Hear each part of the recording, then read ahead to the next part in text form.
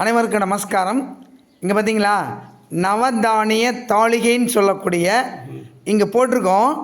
அதாவது எங்கள் ஊர் நெடுங்கூருங்க, நம்ம ஊர் நெடுங்கூரில் இங்கே மகா கும்பாபிஷேக விழா வருகின்ற 4/9/25 அன்று நடைபெற இருக்கு, வியாழக்கிழமை. அதுக்குள்ளே அந்த நவதானிய தாளிகை போட்டிருக்கோம். எப்படி வளர்ந்துருக்கு பார்த்தீங்களா? எல்லாரும் கும்பாபிஷேகத்துக்கு வாங்க. இதுபோல் உங்களுடைய செல்வம், உங்களுடைய குடும்பம், உங்களுடைய ஆரோக்கியம் எல்லாருமே வளரும்.